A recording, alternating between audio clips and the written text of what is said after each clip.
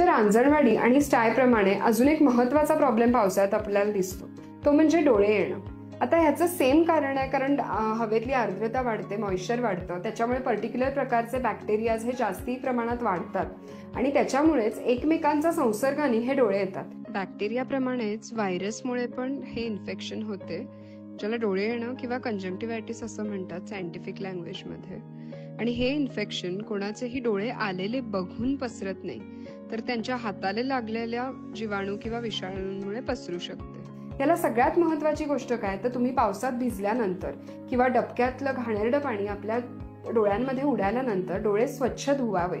पहिली गोष्ट तुमचे हात स्वच्छ धुणे, त्याच्यानंतर तुमचे डोळे स्वच्छ पाण्याने धुणे, कुठल्याही प्रकारच्या पाण्याने नाही, तर टॅप वॉटर, स्वच्छ टॅप वॉटरने धुणे आणि डोळ्याच्या आतमध्ये पाणी मारू नये, ही महत्त्वाची गोष्ट आहे. ज्या वेळेला तुम्हाला असं जाणवत आहे की तुम्हाला डोळे चिकटायला लागलेत किंवा डोळे खाजायला लागलेत, त्यावेळेला तुमच्या आय स्पेशलिस्टचा सल्ला लवकरात लवकर घ्यावा. कारण कसं आहे की हे इन्फेक्शन वाढू शकतं.